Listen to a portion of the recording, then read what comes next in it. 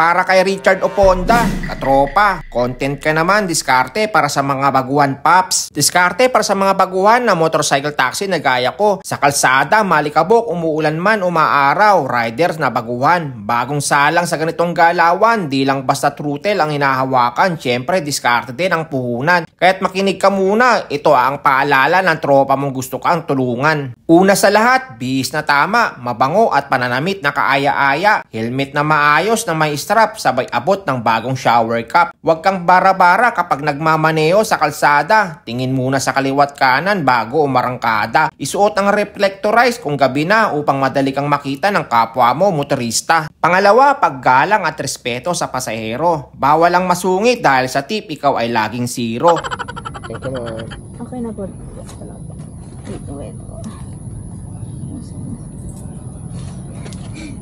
Salamat mo. May 20 pa. Salamat mama.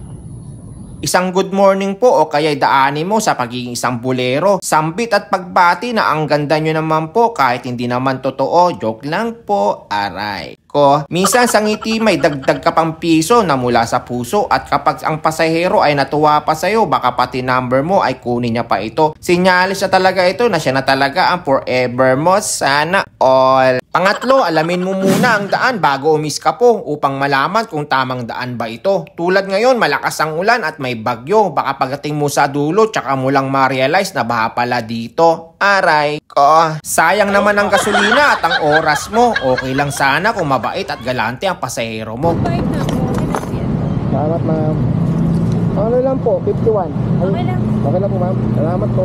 Paano kung makatagpo ka ng pasahero na mas kuripot pa sa'yo na kahit piso walang binigay na tip para sa effort mo? Aray ko. Pang-apat, huwag kang barumbado. Pag may sasakyan sa tabi, ikaw ay magdahan-dahan lang bro. Kampante lang sa puti at dilaw na linyahan. Huwag makipagkarirahan sa mga kamote sa daan. Mga mabubuting rider ang lagi mong tularan. Pang-lima, motor mo ay laging alagaan at linisan. Bago bumiyahe sa daan, check ang gulong, preno, langis. Huwag mong i-ignore yan dahil ang iyong kaligtasan at pasahero mo ang nakasalalay dyan. Pang-anim, hygiene din pre. Helmet mo'y linisin, wag amoy pawis at kare-kare. Pasahero mo'y tao rin yan, may ilong na sensitibo gaya mo. Baka next time pagsabihan kay kasasama pa ng loob mo. Aray ko. Pang-pito, pasensya. Magbaon ng mahabang pasensya dahil hindi maiiwasan mga pasaherong tulad nila. Masungit, demanding, feeling family driver ang tingin nila sa'yo.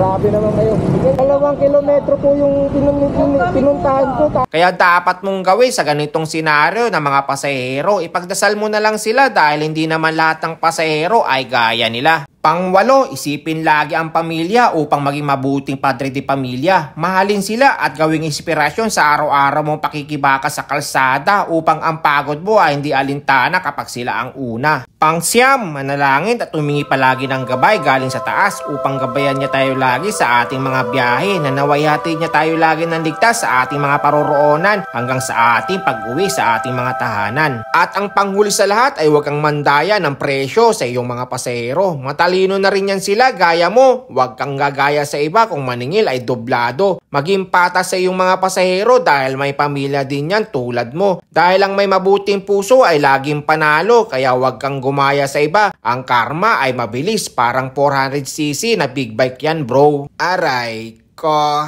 Kaya kung baguhan ka man sa kasadang malupit, ang diskarte mo ngayon yan ang tunay mong gamit. Hindi lang basta angkas, kundi serbisyo ay respeto dahil sa bawat sakay, buhay ang sakay mo. Kaya hanggang dito na lang mga tropa, ride safe, malakas ang ulan at may baha pa naman. Salamat sa pagsama, hanggang sa muli!